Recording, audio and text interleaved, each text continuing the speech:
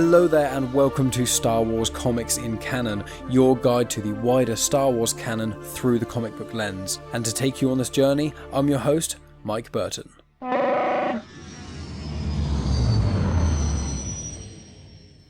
And so brings episode 41. So for this episode, guys, got a bit of a weird one for you actually. This is one of the weirder of the Star Wars stories, and it's called Vader Dark Visions. Now, it's 5 individual stories. They're all written by the author Dennis Hopeless Hallum.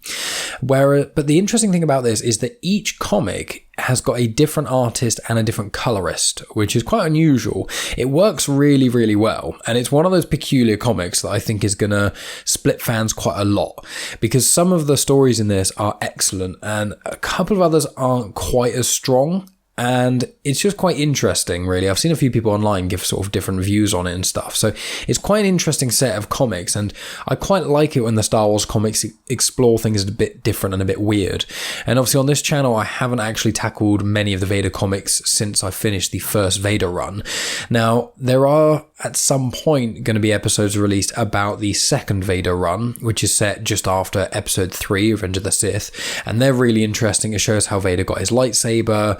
It shows him struggling with a new suit and lots of other sort of stories as well. It's written by Charles Soule, and that's going to be very interesting to tackle. I'll probably end up tackling that sort of February, March sort of time. But for now, I've got this Vader story, and there is another Vader story called Target Vader, which continues a story of another character called Baylor Valance, who appeared in the Han Solo Imperial Cadet comics and is the main character in the current going Bounty Hunters series. So lots of weird little things there that I just said that kind of go off tangentially in other directions. But essentially, you know, Vader's great. Most of the Vader comics are really good. And this one is, as I said, quite a weird one. Essentially, the premise is that each story focuses on a different character who has had a different interaction with Vader. So, in brief, just in case you guys are like, it doesn't sound like my kind of thing, just to give you a general idea of the 5 stories, then you can kind of make your mind up. The first one I deem is like Vader as Saviour. He goes down to this planet and fights a giant beast. The second one is where an imperial officer basically drives himself to madness due to the fear of being confronted by Vader. The third one is probably my favourite in a weird way. It's called Tall, Dark and Handsome, and it's about a woman on the Death Star who is obsessed with Darth Vader, like in love with him. It's quite an interesting story. Then number 4, Hotshot, that's basically about a rebel pilot who confronts Vader. And then number 5 is really about someone who's trying to escape Vader and then inadvertently gets injected by something that makes them have like hallucinating things, and they have a hallucinogenic trip while Vader is chasing them, which is terrifying. And I've taken some photos from each of the comics on this. I'll be uploading them onto Instagram and Facebook and things. And one of the photos that I've taken, it's specifically of that 5th issue I mentioned, which is the hallucination one. It is mental. So even if you just turn off the podcast here and don't want to listen anymore, go over to my Instagram, and it should at Genuine Chit-Chat, and it should be out on the Saturday that this is released, which is Saturday 23rd. If it's not there on the 23rd, I will be sure to upload it on Sunday 24th. I always make sure that I upload the photos I've taken of the comics and do a general post about these comics on the weekend it gets released, just to kind of make sure any of you guys who are listening, you know, if you want to see those images and stuff. But yeah, it's a real interesting comic, and there's some really interesting art in here. As I said, the artists and colorists for each one are different, which does give the whole comic a different theme. And I would say in the second issue, Unacceptable, it has some of the coolest panels I think I've ever seen in comics. Obviously, I've not read a huge amount of comics outside of Star Wars. I've read a fair amount, the numbers are growing, but I would really recommend you guys, after listening to this, or even before, going on my Instagram and checking out these some of these photos, because some of the panels and some of the artwork itself is amazing. And yeah, I would recommend people check out this comic just as a sort of start off. They are interesting, but they don't change the lore of Star Wars. They're not like that. They're almost kind of like interesting anthology sort of stories about Vader. So without further ado, let's give some of the information and then we'll crack right on. So issue number 1 was released March 2019, the 5th and final issue was released in June 2019, and the trade paperback collection of all 5 stories was released in August 2019. Now, I'm going to read the crawl, but the crawl is the same in all the issues, so I'm going to start off with the crawl now, and then I'm not going to keep reading each time because you guys get sick of it. So here we go. Darth Vader is the Empire's most powerful warrior, mercilessly enforcing peace and order throughout the galaxy. Killer? Monster? Saviour? What is the true legacy that the Dark Lord has left behind for those unfortunate enough to cross his deadly and destructive path? So starting off, the first issue doesn't actually have a name, it's just called Vader Dark Visions, whereas all of the subsequent issues, within the issue, next to the crawl, it basically says the story is called something. So this one is just called Vader Dark Visions, presumably. And the artist for this is Paolo Villanelli, and the artist is Arif Prianto. I will say that a lot of the artists and colorists noted in the 5 collections are, or I've at least seen, are common Star Wars writers and things, so that's quite cool. I also want to clarify that each planet named in some of these comics was created specifically for this comic. All of these comics, they're not meant to be big continuity lore dumps or anything like that. They're just quite like fun stories that all occurred at some point over Vader's reign.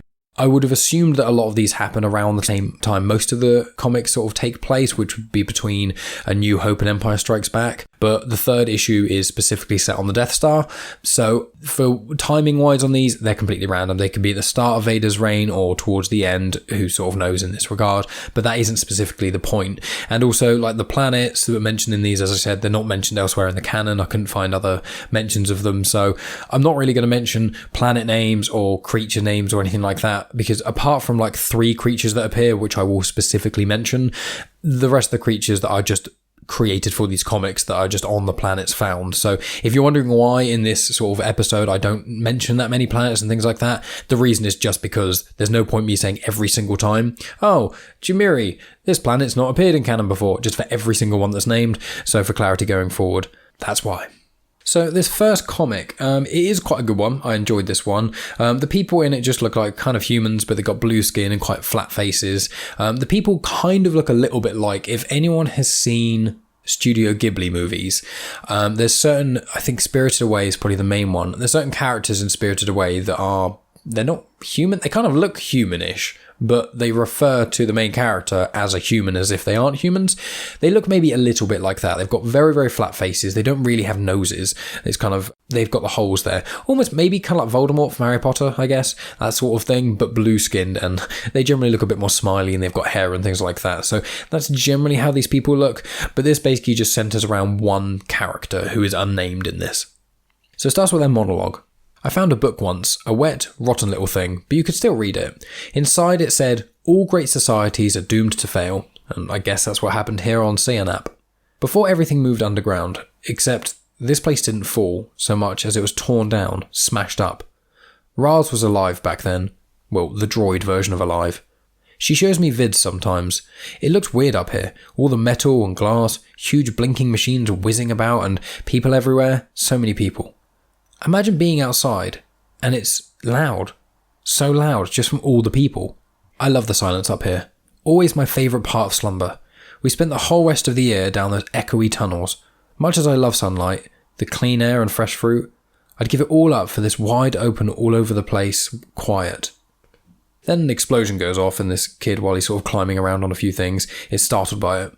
Not so quiet, as usual today. Space gods have been knocking around up there. Some terrible battle on the other side of the clouds.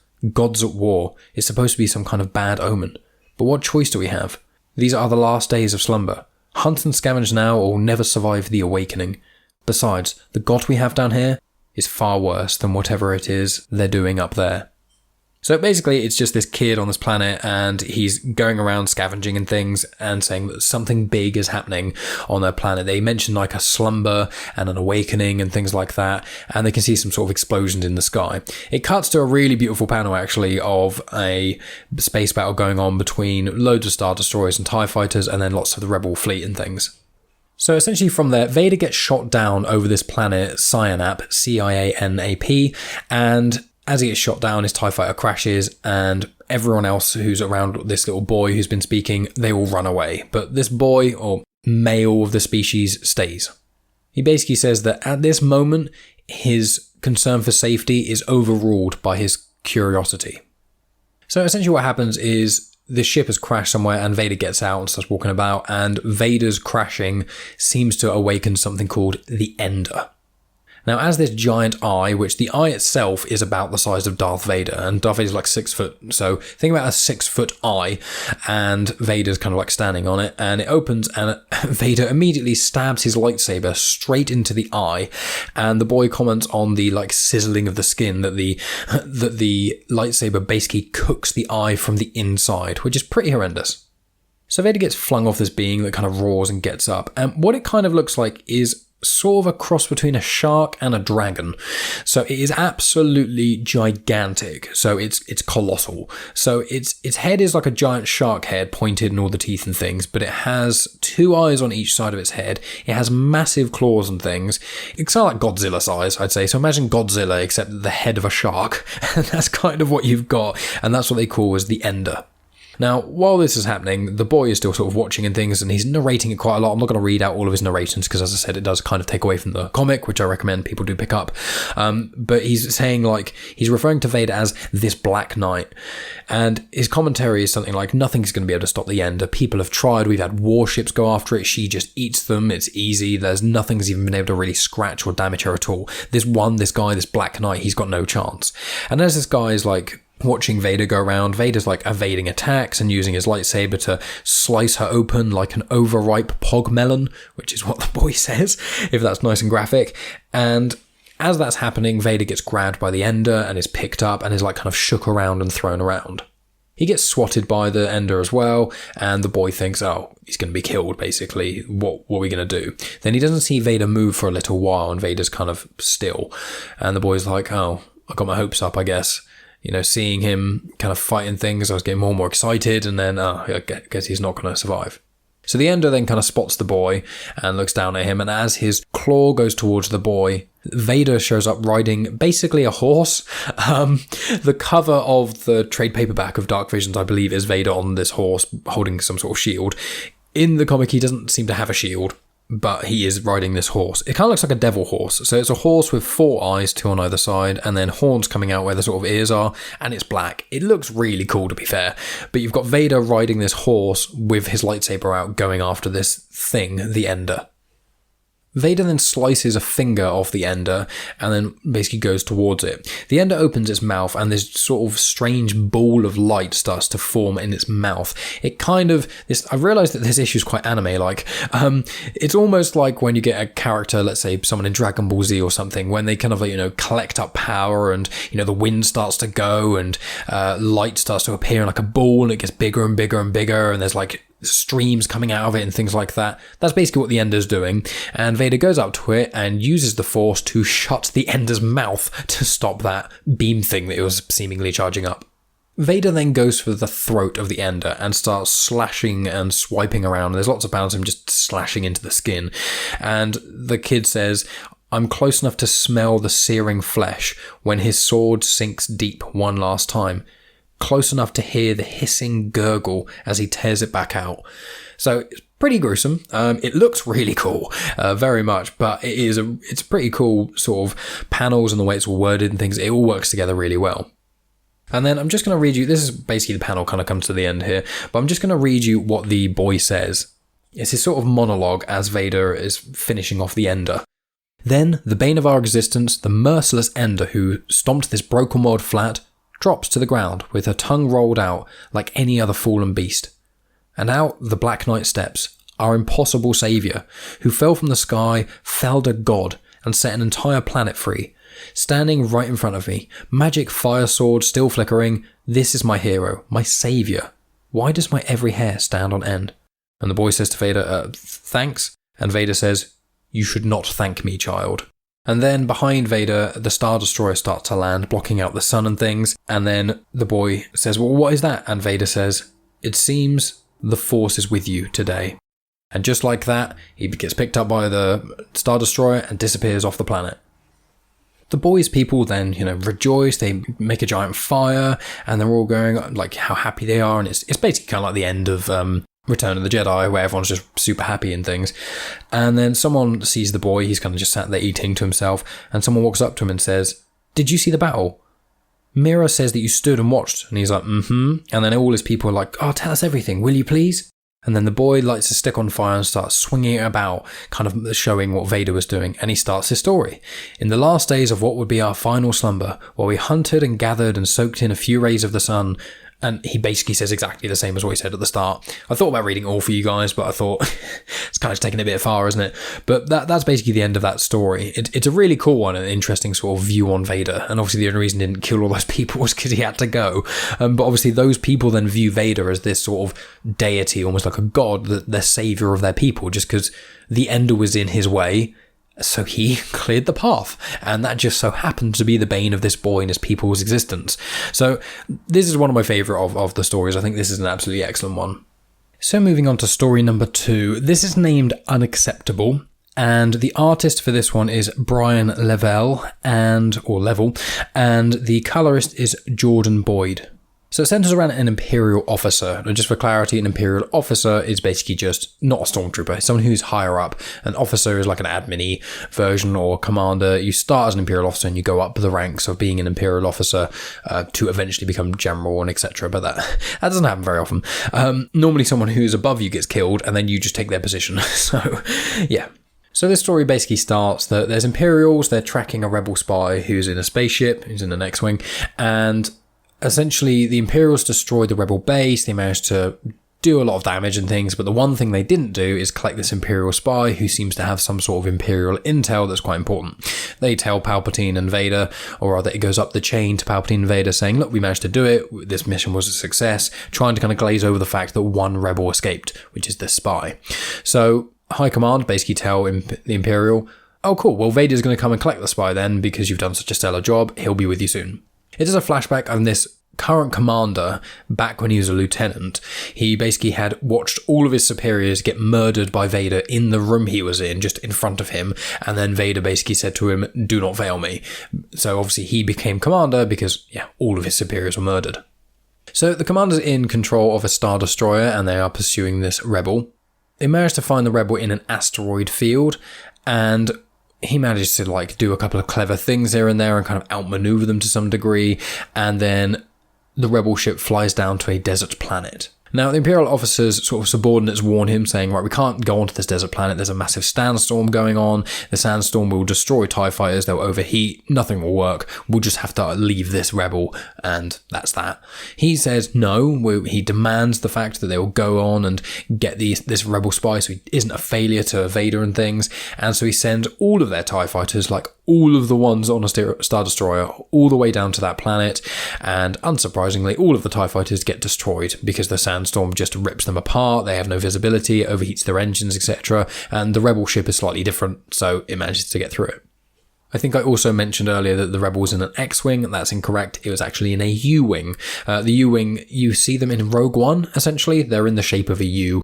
But anyway, yeah, so this U-Wing, it manages to outmaneuver all of these TIE fighters and things, and the commander is going mental at this point. The Imperial commander's starting to lose his mind, he's sweating a lot, he's thinking about Vader coming for him and all that sort of stuff. So when this rebel ship flees and it goes into the asteroid belt, the Star Destroyer follows. Against all the advice of everyone around him, the commander, who's the highest one there, forces a Star Destroyer to go into an asteroid field. So the asteroid field, the deflector shields don't work that well against such large things bouncing off the Star Destroyer. So the Star Destroyer starts to get quite heavily damaged as it's going on. Then the rebel ship kind of starts to come out of the asteroid belt after the Star Destroyer is following it. And this space slug comes out to try and bite it and basically swallows the rebel ship. Now, the space slug is the same one as the one from Empire Strikes Back. That is what you're thinking of. They're called Exogorths. A little bit of information about Exogorths / space slugs. You see them first in Empire Strikes Back. Obviously, the Millennium Falcon basically lands in one. They can grow up to 900 meters. Once they are sort of 10 meters, they normally grow to maturity, and then they normally split into 2 worms, and then that keeps going until the worms can no longer split any further, and then after that point, they then just grow to an unknown length. 900 meters seems to be around the size they get, but apparently the one in Empire Strikes Back is called CO, so SY-O, and it's in the Empire Strikes Back Certain Point of View book, which is 40 short stories from supporting characters or things that basically tell the events of Empire Strikes Back from different perspectives. Now, the Certain Point of View book, the original one is about A New Hope, and That has some cool stories in, has a couple of naff ones too, so that's where this is from. And for clarity, yeah, that worm in Empire Strikes Back / Exogorth, he is called Sio or Sio. He's apparently billions of years old and is considered young by older space slugs and things. And they grow quite large, as I said, 900 meters, almost a kilometer, and they can house entire ecosystems. They swallow things can start living in them, and they generally live in asteroids, eating things that go past and minerals and stuff. So I just thought that was a fun thing. Exogorth, quite a cool name. So yeah, this rebel ship gets eaten by the Exogorth and flies out of this thing's neck and manages to escape, and the Star Destroyer decides to follow it. The Star Destroyer follows it, and there's a really cool panel of the space slug with its mouth completely wide open with a Star Destroyer stuck in there. The Star Destroyer pushes forward and goes through the worm essentially, and in doing that, as well as going through the asteroid belt, the ship is in very bad condition. The deflector shields have stopped working, the hyperdrive isn't working, the weapons aren't really working either, and all of the subordinates of this commander are going, what the hell are we going to do? The Star Destroyer continues to follow this rebel because this commander's gone too far now and he's basically driven himself mad, and then he follows it to a point and then the rebel fleet appear. And because this Star Destroyer has had its shields basically destroyed and lots of other parts of it are damaged, it gets decimated by the rebel fleet. And the last few panels are basically this commander left on the Star Destroyer with everything around him on fire, and he's basically whimpering to himself, and then Vader comes up to him, looks him in the eyes, ignites his saber and says, "Failure is unacceptable," which is the same thing he said after he killed all of his subordinates and things. So obviously this story is about an Imperial officer basically driven mad by fear of Vader to not fail him, and in doing all of that, he just goes way over the top against all other recommendations, screws over the whole mission and all of the crew and things, and ends up getting killed by Vader anyway. And that is where the comic ends. And also just another note, this is the one that has some of the most interesting panel work in it and things. I really recommend people check out this comic just for some of the art style and things. I have taken a photo of one of them, but so many pages have got so many cool artwork panels in that I just really recommend. The artwork for this issue especially is brilliant, as well as, watching someone go mad is, fairly entertaining in the comic realm. So on to our third story. This story is called Tall, Dark and Handsome. The artist is David Lopez and Javi Pina, and the colorist is Muntsa Vicete. Now this is perhaps the weirdest of them all. I'm not really sure. They're all kind of weird in their own special ways, especially the last one. This is the one that I would probably say I enjoyed the most, I think. It's kind of hard to tell what I enjoy the most about some of these stories, but it's an interesting one, definitely. And once again, it is worth the read. I think that the sort of, I would probably say the fourth one is the weakest of them, I guess. I mean, the first one's just got some incredible artwork and things, and the second one's got some really cool panellings and quite interesting look at sort of how certain Imperial officers view Vader. And there's this one. Yeah, I think the fourth one, Hotshot, is probably the only one that doesn't really have anything that's that special in it. Not to downplay Dennis Hallum, who did all this, but that's probably the weakest. But so focusing still on this third one, as I said before, I think that each of these comics also, they all have monologues in them from sort of the main, I don't know, even to call them a protagonist, the main character that is centered around.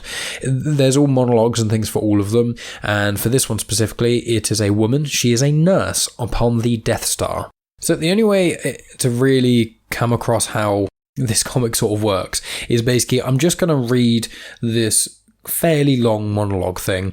Essentially, the visuals of this is an Imperial shuttle. It's a Lambda class shuttle. They're basically the ones which have got sort of 3 fins on them, just the sort of standard Imperial transport. It lands on the Death Star. All of the stormtroopers sort of run into a line just to make sure that they're all, prim and proper for Vader arriving.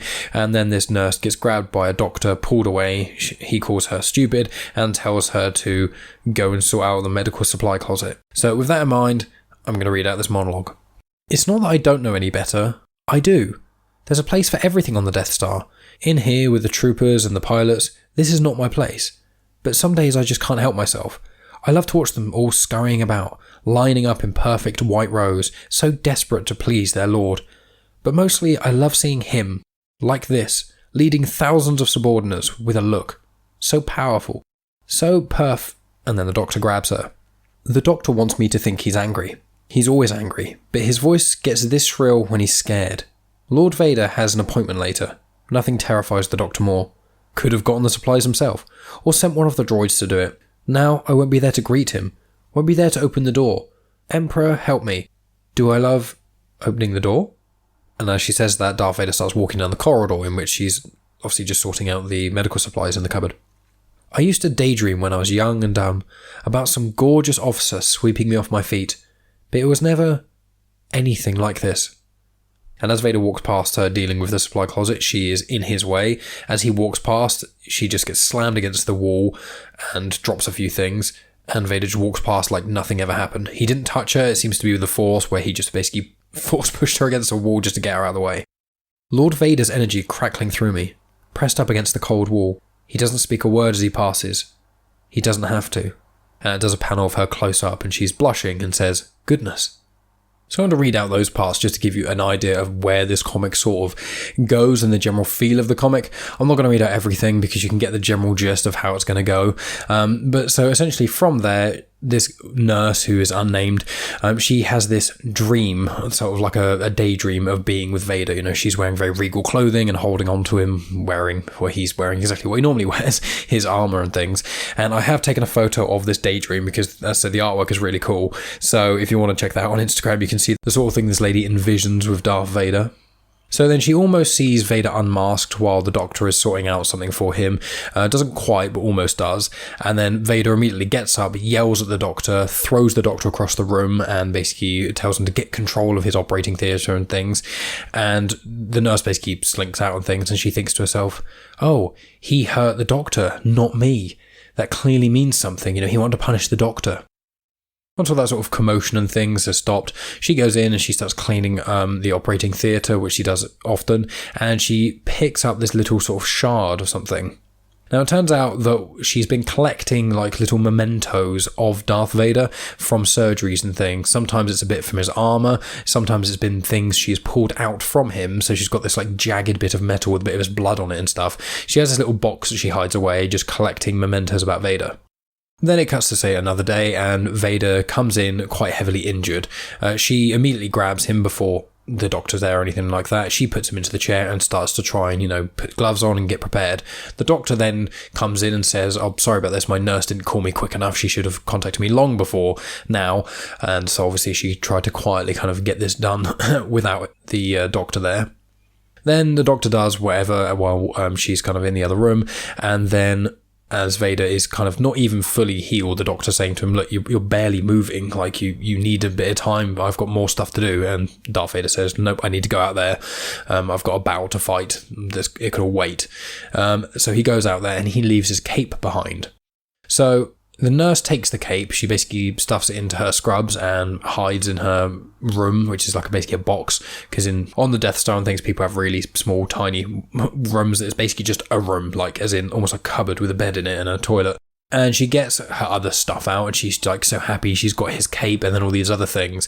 And the Doctor basically followed her and basically questions what on earth she thinks she's doing. She's taking all these things for Vader that he's just going to get her and she doesn't really understand what she's doing. So he gets rid of her collection and everything. He throws it all in the trash and then seemingly returns the cape to Vader. In desperation, after this guy chucks all her stuff away, she goes down to the trash compactor to try and find it. It's basically, I don't know if it's the exact same place, but at the very least it looks identical to in A New Hope when Leia, Han, Chewie and Luke all go down the garbage chute after rescuing Leia, and then the walls start to close in and the I think Dianoga, which is the weird little tentacle thing that grabs Luke, they're all in there. Well, she's in there, so it's quite gross in there, and she's like on her hands and knees trying to go through rubbish and things, sticking her head underwater see if she can see anything, and she can't, and she's just kind of sat there sopping wet, sad that she hasn't been able to get any of her mementos back. While she's in the trash compactor room, she's saying no quite a lot, and as she sits there sopping wet, she's just saying no to herself and has quite a strange look in her eye. And then does another sort of daydream thing where now she's wearing armor that looks a lot like Darth Vader's, and she's basically force choking the Doctor, saying, "How dare you steal from us?" And, she will end him and everything he's ever loved and all that sort of horrendous vengeful stuff. And she thinks to herself, it's time. So she basically goes to Darth Vader's quarters that are never locked because they don't need to be. And I'm going to read you her monologue and some of the dialogue. All of the dialogue is from her, and then you'll see what happens. Rumour has it Darth Vader doesn't lock his personal quarters, doesn't need to. He fears no one, and no one would dare. Perhaps that's true. but I prefer to think he knew I was coming. As she walks in Vader's sort of meditation chamber, that pod, I think you see it in, it's either episode 5 or 6, where it's a big black, almost looks like a hexagon-y sort of shape, and it lifts up in sort of jagged ways, and Vader's in there with his helmet off. So she says, hello? And then there's a monologue. His face. I've seen it in my dream 1,000 times. So many different versions. None of them like this. Nothing could have prepared me. And now this is just her talking. Please don't cover it up, my lord.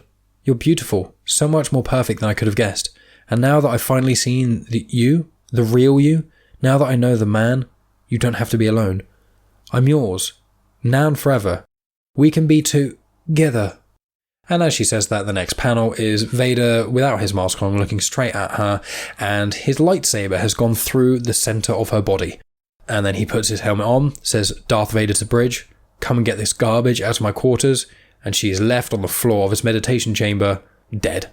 And yeah, so it's a pretty weird one. It's a lot more fun to sort of read and go through and things. As I said, it was, even though you know what happens, it's still quite interesting seeing someone like that in love with Vader, and what happens to her. It just made me laugh when I read it, which maybe that's a reflection upon my character, but you just think if someone's thinking that, they've got to have like a loose screw or something. But yeah, that's issue number 3. So on to number 4. This one is called Hotshot. The artist for this is Stephen Mooney, and the colorist is Lee Loughbridge. So it does a little bit of back and forth here, sort of then and now sort of stuff. It doesn't explicitly say when then was and when now is. Now is around the time of sort of rebellion and things, so I would presume, like many stories, it's between episodes 4 and 5, but that is more of an assumption. The then times, it kind of varies, so let's get on with it. So it starts with then. A kid is hiding in a room and a lot of stormtroopers surround his dad, and he's thinking to himself, right, I can do this soon, just as I practice with dad. And then as the stormtroopers are about to do something, the dad runs. The kid's got a gun and is aiming at the stormtroopers, but he can't shoot. He just can't. And due to that, he watches his dad get completely gunned down. So it cuts to, it says deep space years later, which is essentially now, and the pilot is in an X-Wing and he's saying that it's working. We've powered down, so their scanners think we're dead. And you can see some TIE fighters that are shooting at some X-Wings and Y-Wings. So what appears to have happened is there was some sort of small skirmish between the TIE fighters and some of the Rebellion fleet. Half of the Rebellion fleet that was involved in this battle basically hid before the battle started and just turned all their power off, so they just look like sort of space junk. And then the others kind of did some damage and things, but inevitably got all destroyed.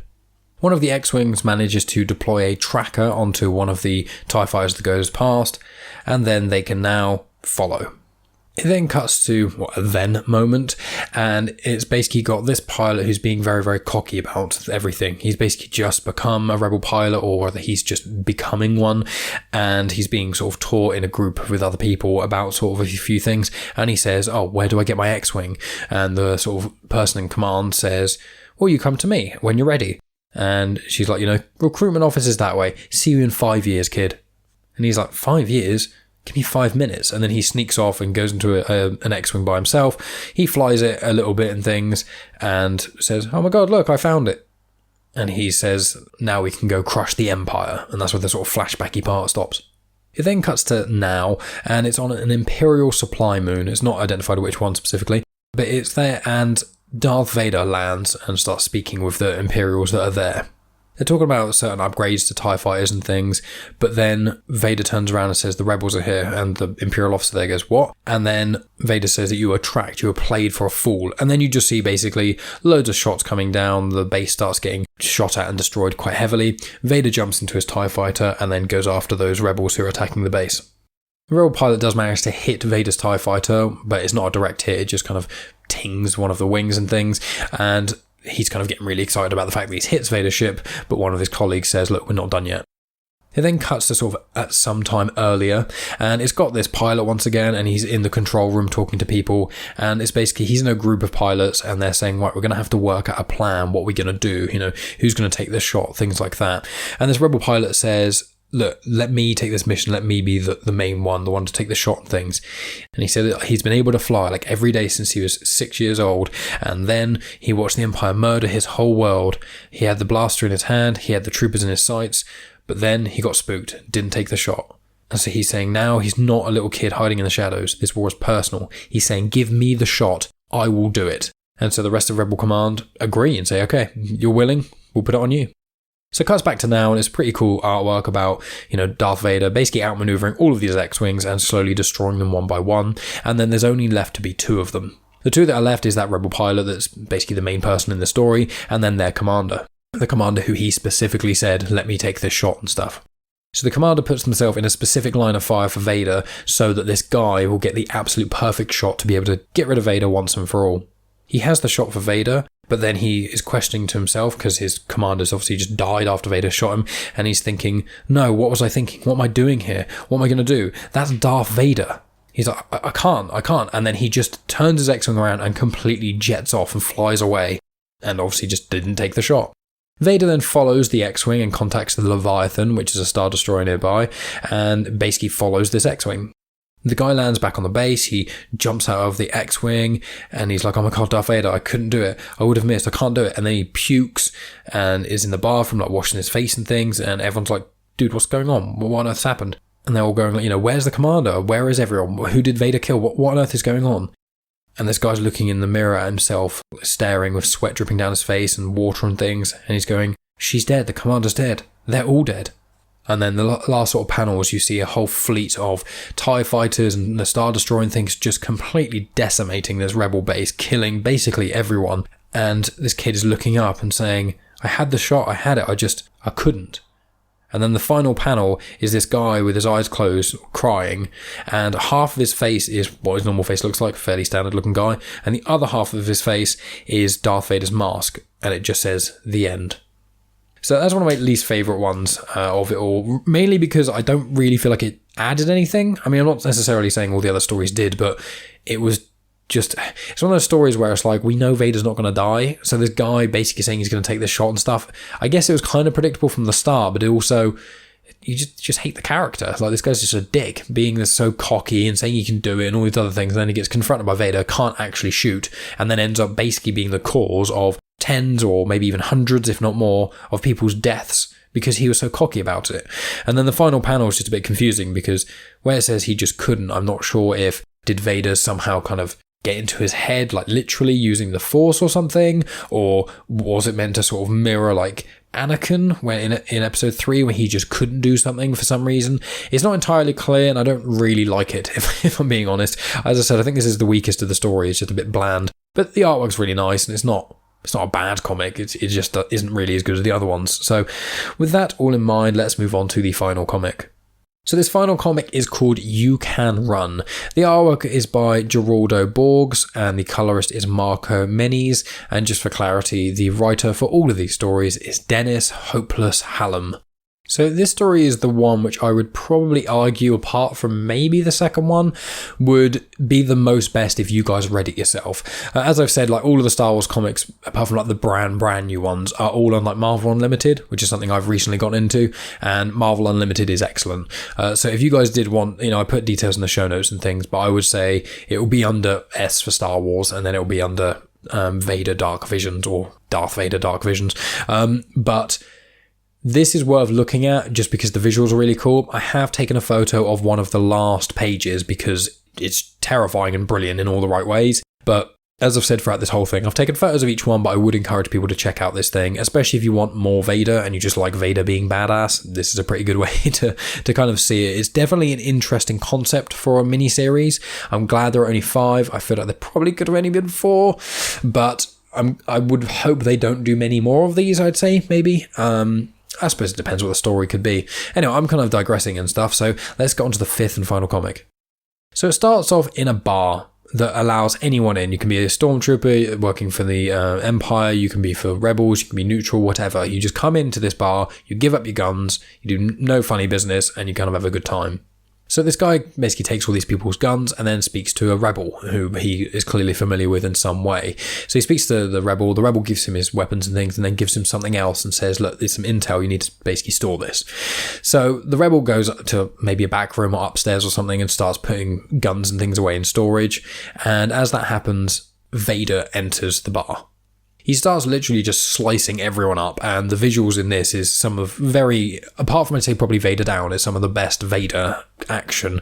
I say Vader Down, the first comic in this series, and this 5th comic in the series have all got some really excellent Vader action in it. So yeah, he's going around slicing everyone and things. The rebel who gave the intel to this bar owner basically takes a stand and basically starts to give Vader all this, and Vader just cuts him clean in half, which is pretty brutal.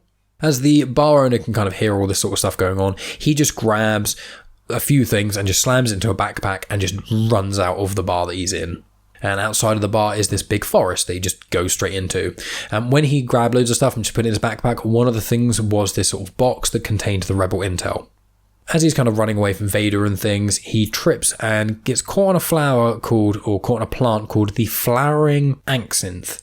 And he basically says that the anxinth creates and causes nightmare bloom, which is essentially like a bad hallucinogenic trip. So when you see in films, people take things like acid and mushrooms and they have a bad trip, and it over-exaggerates everything that one would actually potentially see on those sort of things. That's what this comic is all about.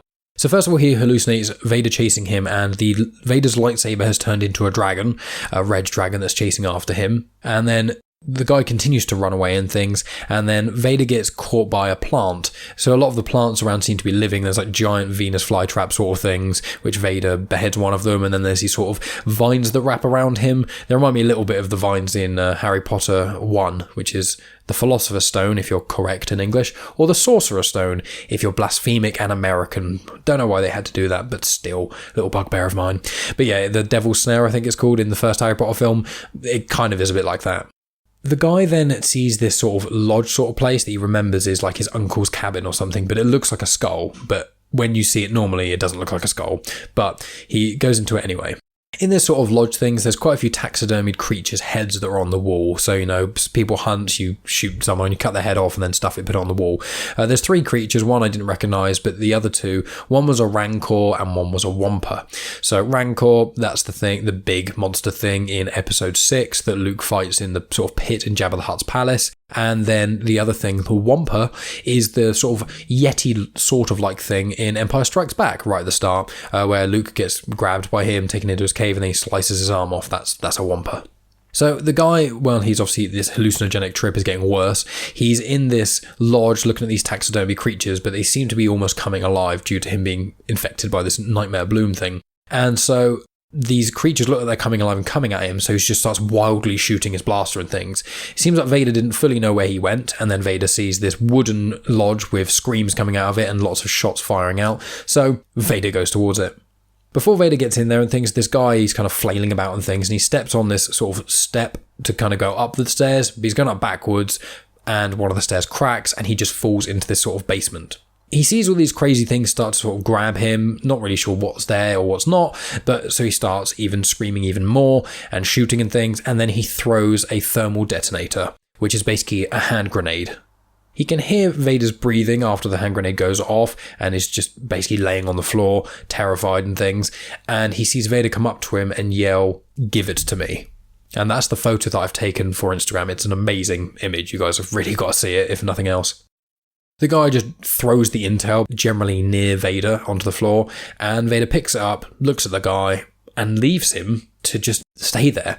And as Vader leaves, you see the final sort of panel is this guy is curled up in the fetal position, basically a ball, with his hands over his face. Apart from destroyed wreckage around him, there are no monsters, there are no people, nothing. He's just, going mad by himself. And his eyes are all going bloodshot and look very, very crazy, and he's just a whimpering mess. And that's where the comic ends. So yeah, some surprisingly adult and brutal stories in a lot of ways in this. As I said, it is actually quite a fun read. It's not going to be the kind of one that you read it and it changes your mind or life or anything crazy like that. It doesn't add any extreme lore, but it's like a fun thought experiment. And I really appreciate that Dennis Hopeless Hallum's attempt at this, and really his success in this, of some of these stories are genuinely really, really cool. It's different to what you sort of normally get with Star Wars and things, so it's always good to give things a go. I'm always happy to try them. Some land, some don't, but I'd say for the most part out of these 5, most of them do land. I think it's just the 4th one is a bit weak. But yeah, hope you guys enjoyed that and stuff. What I've got coming up, I think next week I'm going to be tackling the next batch of Dr. Aphra stories, so that would be quite fun, sort of continuing with those. Then after that, I'm probably going to tackle the first batch of the Age of Rebellion comics, which is quite fun. So they're going to be a bunch of one-shots and things, and I haven't fully decided who I'll tackle yet. I think there's 8 stories in total, so I'll figure it out when I get to it and see which one's kind of cool to me the most. And then the week after that, I'll be back on the main run of Star Wars comics and things, continuing that, and that'll be the Ashes of Jeddah arc, which is written by Kieran Gillen, who did the first run of Vader comics, and it's also going to be basically a story about the characters of Rogue One after Rogue One. I say about all the characters. Obviously, Saw Gerrera died in Rogue One. Spoilers, but you should probably know that by now. And it's basically, I think Luke goes to Jeddah from what I can vaguely remember. I can't remember exactly because I read it several years ago now. But if you like Rogue One, which I hope you do, because it's probably one of the best Star Wars movies, if not the best new Star Wars movie. And so some of the characters do reappear. I won't spoil here, but if you're interested in that, make sure you stick around for a couple of weeks of that. And then there's only a few more mini-series I've actually got that I haven't tackled on this show. One of them I think is Target Vader that I'm tempted to go into. And then there's a couple of others which don't spring out right now that I'm potentially forgetting. TIE Fighter is one of them, which I need to tackle. And I think that's it for the moment. And then what I'm probably going to end up doing is tackling the second run of Vader comics. I know a few of you guys have kind of mentioned to me that you read them and you love them, or that you want me to tackle them and things. And the second run of Darth Vader comics written by Charles Soule are my favourite of all Star Wars comics, I'd say. First run of Vader comics and Vader Down are excellent, but the second run of Darth Vader comics, they're set, like, the first couple of comics is set directly after episode 3, Revenge of the Sith. In fact, one of the way the comic starts is an extended scene of seeing Darth Vader first put the famous black armor on and things. So it's a really, really, really cool run. I think it's 25 issues, so I think that's 5 story arcs, if I'm correct. You find out how Vader gets his lightsaber. He is still kind of struggling with being Darth Vader and all the choices he's made and things. And it's a really, really interesting view on it. And there's some excellent and brutal comic strips and things like that. So it ticks all the boxes for me. So that's really what you can expect coming up. So as I said, next week is going to be Dr. Aphra. The week after that's probably going to be the Age of Rebellion one-shots, just a few of them. After that will be the Ashes of Jeddah / Rogue One sort of Star Wars comics, the main run. And then after that, I'll either do TIE Fighter, Target Vader, or I may start on the Vader run. I think I may end up doing TIE Fighter, then I may do Target Vader, and then after that I'll probably do the Vader run, because once I run out of mini-series, then each week will just kind of be a different series.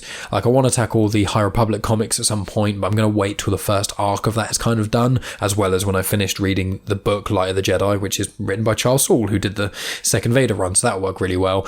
And also there's the new comics that are ongoing at the moment. So there's the main run of Star Wars comics that's ongoing at the moment, which is the second run. That is set between Empire Strikes Back and Return of the Jedi. That's on the 10th comic now, I think, 10th or 11th. So they've done about 2 arcs. There's the Bounty Hunter comics, which stars Baylor de Valance, who is featured in the Target Vader comic I mentioned, and it also has Boba Fett in it, Bosk, Forlum, Zuckuss, so basically all the bounty hunters from Empire Strikes Back, Dengar I think, they all at some point pop up in Bounty Hunters, so it's quite cool with matching with things for the Mandalorian quite nicely. And there's just the other ongoing comics like the Dr. Aphra and things like that. I can't really tackle any of them until I've finished the first run of them.